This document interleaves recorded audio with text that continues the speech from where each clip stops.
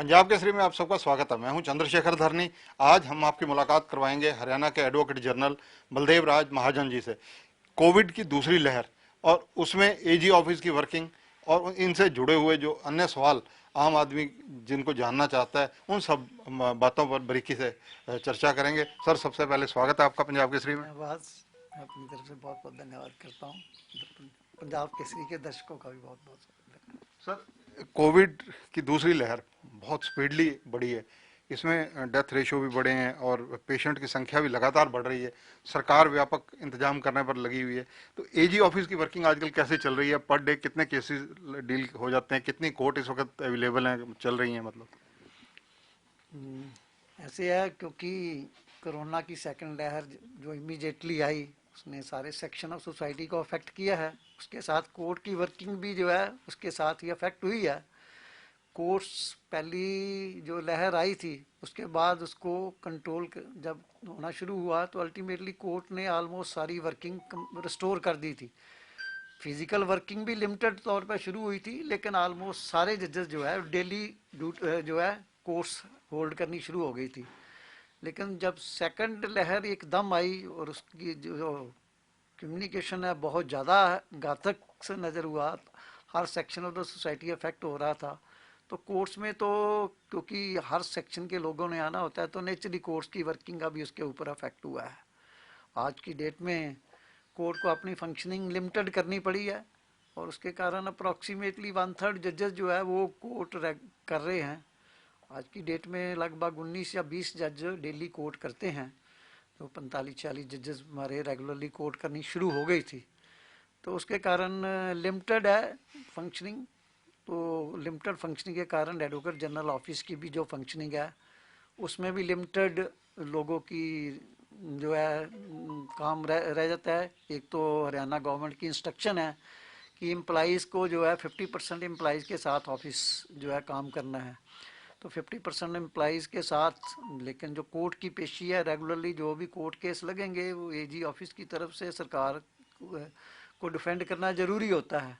तो वो सारे केस एडवोकेट जनरल ऑफिस की तरफ से डिफेंड किए जा रहे हैं, तो हम उसके लिए पूरी कोशिश कर रहे हैं। जितने भी केसेस जो आज 19-20 जजेस डेली बैठ रहे हैं उनमें जितने भी केसेस सरकार के लग रहे हैं वो सारे डिफेंड कर रहे हैं। आज की डेट में क्योंकि लिमिटेड हीयरिंग है, इमरजेंसी वाले केसेस ही सुने जा सकते हैं, तो इसलिए अप्रॉक्सीमेटली 200 के लगभग केस को कोर्ट में 200 से 300 केस तक लगते हैं, तो उनमें सब में गवर्नमेंट के जिनमें भी पार्टी है उसको डिफेंड कर रही है। एजी ऑफिस भी सर प्रभावित हुआ होगा, आपके स्टाफ के लोग भी कोविड के शिकार हुए होंगे, चाहे वो डबल एजी हो या और स्टाफ हो।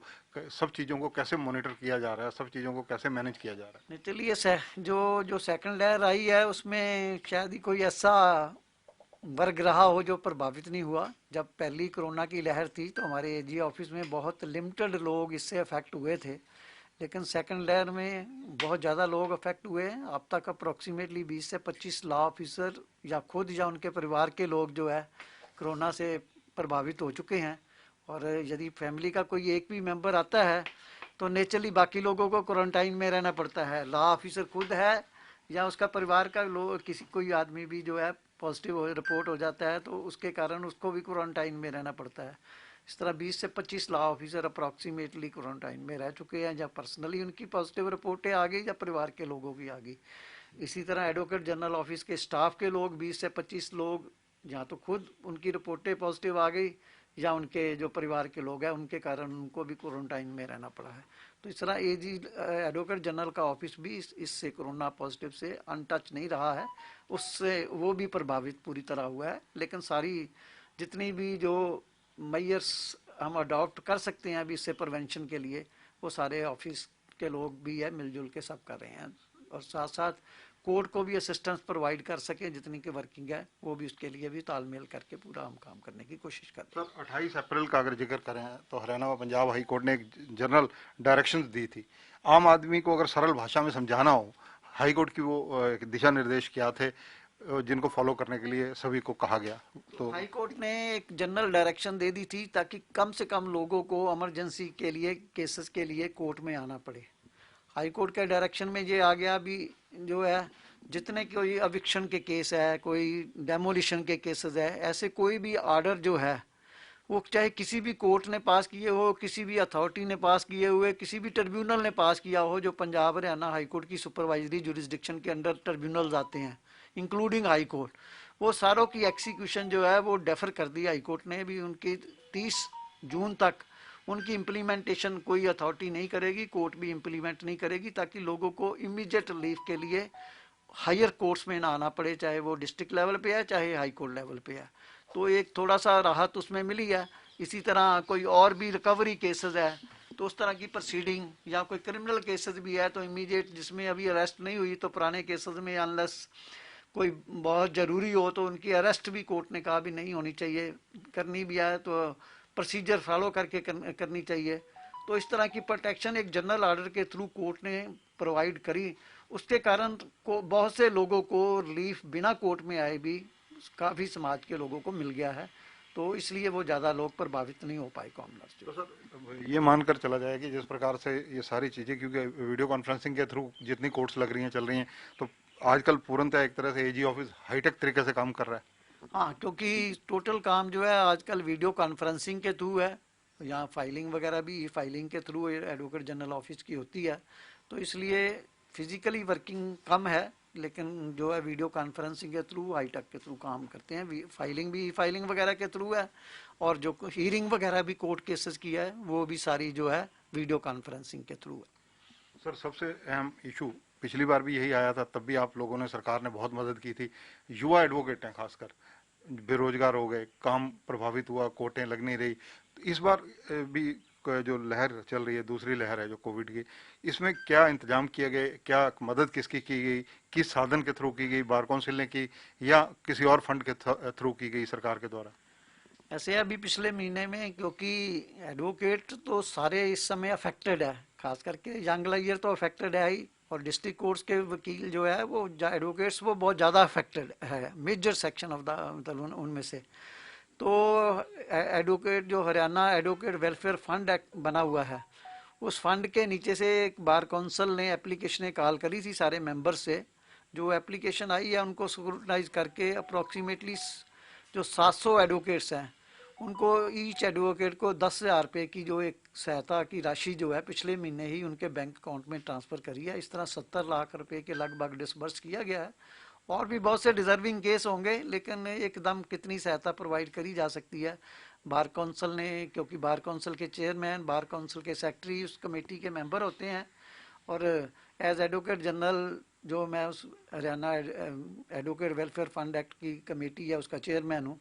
तो जो बार काउंसिल ने एप्लीकेशन मंगा के स्क्रूटनाइज करके जो एप्लीकेशन उनमें पाई भी जो जेन्युइन लोग हैं जिनकी इमीडिएटली हेल्प की ज़रूरत है, वो 700 लोगों की एप्लीकेशन शॉर्ट लिस्ट हुई थी, और उन 700 लोगों को अभी पिछले महीने में ये अमाउंट 10,000 रुपया ईच मेंबर के बैंक अकाउंट में ट्रांसफ़र कर दिया गया। सर एक इशू और है, जो कैदियों को रिहाई के लिए पिछले दिनों मीटिंग हुई, जो जस्टिस हैं राजन गुप्ता जी उनकी अध्यक्षता में, उसमें लगभग 6,000 कैदियों को छोड़े जाने के लिए जो जेल मंत्री हैं रंजीत सिंह, उन्होंने पुष्टि की थी। उसमें क्या स्टेटस है? उसकी इम्प्लीमेंटेशन ऑलरेडी शुरू हो चुकी है। कमेटी के ऑर्डर के नीचे जिन लोगों, क्योंकि पहले जो कोरोना की लहर थी उसके नीचे अब जो लोग कैदी रिलीज किए गए थे उनमें 2500 के लगभग लोग थे जो फेसेस में जिन्होंने वापस सरेंडर करना था। तो एक तो वो जितने लोग थे उन सब की जो पैरोल है वो एक्सटेंड कर दी गई है आगे, और इसी तरह बाकी जो लोग कवर होते थे उनके भी केस एग्जामिन करके इमीडिएटली रिलीज करने के लिए कमेटी ने फैसला कर दिया है, और उसको केस इंडिविजुअल करके इमीडिएटली उसकी इम्प्लीमेंटेशन ऑलरेडी शुरू हो चुकी है। कैदियों को रिहाई, उनके बेल बॉन्ड वगैरह जो है भरा के फॉर्मेलिटी पूरी करनी होती है, तो वो करवा के जेल अथॉरिटीज़ उनको सबको रिलीज कर रहे हैं। रिलीज करने का प्रोसेस जो है ऑलरेडी शुरू हो चुका है। सर एक कालका से विधायक कांग्रेस के प्रदीप चौधरी, इन जैसे मामले जो होते हैं जिनमें हिमाचल जो हाई कोर्ट है उन्होंने स्टे भी लगा दिया अब, तो ऐसे जो केसेस होते हैं इनमें क्या स्थिति रहती है? क्या आपका, क्योंकि कानूनी पकड़ है, अध्ययन है सारा, तो क्या इनका फ्यूचर रहता है? ऐसे है भी किसी एमएलए या एमपी की यदि कोर्ट में कन्विक्शन हो जाती है तो वो कन्विक्शन यदि तो स्टे हो ठीक है, नहीं तो वो उसकी मेंबरशिप जो है वो ख़त्म हो जाती है। क्योंकि प्रदीप चौधरी को कोर्ट्स ने कन्विक्ट कर दिया था, मजिस्ट्रेट ने, उसने उसकी अपील फाइल करी थी सेशन कोर्ट में नालागढ़ में, एपलेट कोर्ट ने उसकी सेंटेंस तो डेफर कर दी थी लेकिन कन्विक्शन स्टे नहीं करी थी, जिसके कारण उसकी मेंबरशिप जो है ख़त्म हो जाती है। और स्पीकर साहब ने यहाँ इस तरह का ऑर्डर भी पास कर दिया था। उसने अब हाई कोर्ट में अपील फाइल करी है, उसकी कन्विक्शन अब हाई कोर्ट ने स्टे कर दी है, जिसके खिलाफ वो प्रोसेस आगे यहाँ तो सुप्रीम कोर्ट में अपील फाइल होती है, या अपील दोबारा जब फैसला होगा यदि कन्विक्शन उसकी अप होल्ड होती है तो दोबारा ऑर्डर पास किया जाना था। नॉर्मली यदि आगे अपील में हाई कोर्ट का ऑर्डर स्टे नहीं होता तो उसकी जो मेंबरशिप है वो नॉर्मली बहाल कर दी जाती है जब तक दोबारा मेन अपील का फैसला नहीं होगा। Subject to decision of that appeal normally it will be his membership has to be restored। Sir जैसे कि एसवाईएल जैसे बड़े इशू हैं जो सुप्रीम कोर्ट में पेंडिंग है, कोविड की सभी जगह मार पड़ रही है, तो इनका क्या स्टेटस है अब? ऐसे अभी इस समय बहुत से इम्पोर्टेंट विषय भी होंगे जो सारे डेफर हो गया है, लेकिन कोरोना एक ऐसी अचानक स्थिति आई है देश के सामने जिसमें हर वर्ग सोसाइटी का जो अफेक्टेड है। तो ठीक है, वो SLY SVIL और दूसरे इम्पोर्टेंट विषय है जिनको इमीडिएटली अटेंशन की जरूरत थी, लेकिन वो सारे विषय जो है हमारी जीवन से जुड़े हुए हैं। लेकिन इस समय जो स्थिति है, कहते हैं अभी जान है तो जहान है। इस समय जान बचाने की स्थिति, कोविड को कैसे कंट्रोल किया जाए, उसकी प्रिवेंशन कैसे हो, जो लोग अफेक्टेड हो गए हैं उनको कैसे इमीडिएटली ट्रीटमेंट प्रोवाइड किया जाए, ये विषयों की इम्पोर्टेंस ज़्यादा है। और कोरोना जो है वो कोई समाज के एक वर्ग तक नहीं है, वो कोर्टों तक भी क्योंकि फैल चुका है। बहुत से हाई कोर्टों के जजेस भी, जुडिशल ऑफिसर्स भी, एडवोकेट्स भी, इवन कोर्ट के स्टाफ भी, एडवोकेट्स के स्टाफ भी इससे अफेक्ट हो गए हैं। और कई जगह even up to the highest court कई कैजुअलिटीज हो चुकी हैं। तो इसलिए ठीक है, इम्पोर्टेंट विषय तो इस समय डेफर कर दिए गए हैं, लेकिन इस समय प्रायोरिटीज डिफरेंट होने के कारण जब समाज स्थिति ठीक होती है तो इम्पोर्टेंट विषयों के लिए कोर्ट के लिए दोबारा अप्रोच किया जा सकता है कि उन विषयों को प्रायोरिटी से सुना जाए। सर अगर हाई कोर्ट की बात की जाए तो हरियाणा व पंजाब हाई कोर्ट ने कोविड को लेकर सरकार को, प्रशासन को किस प्रकार की लेटेस्ट गाइडलाइन जारी की हैं और उनमें अहम क्या है?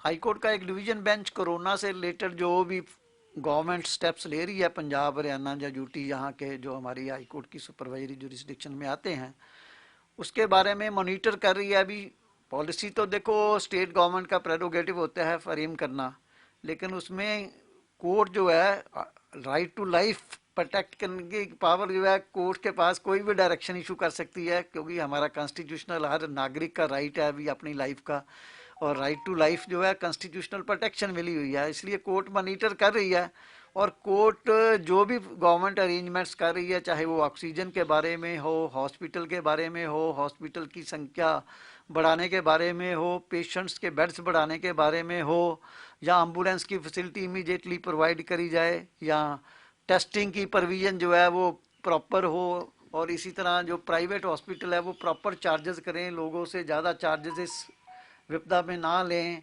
इस सारी चीज़ों को मॉनिटर कर रही है। उसके बारे में जो भी स्टेट गवर्नमेंट स्टेप्स ले रही है कोर्ट्स के सामने रख रही है।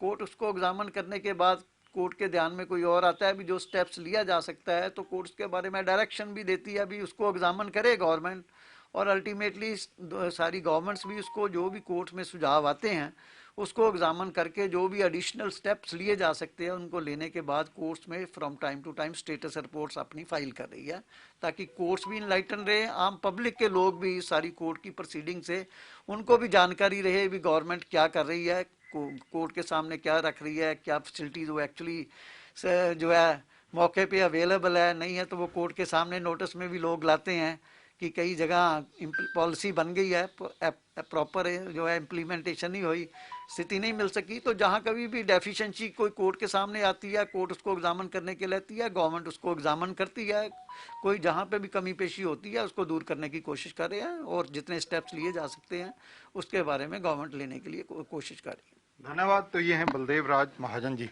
एडवोकेट जनरल हैं हरियाणा सरकार के।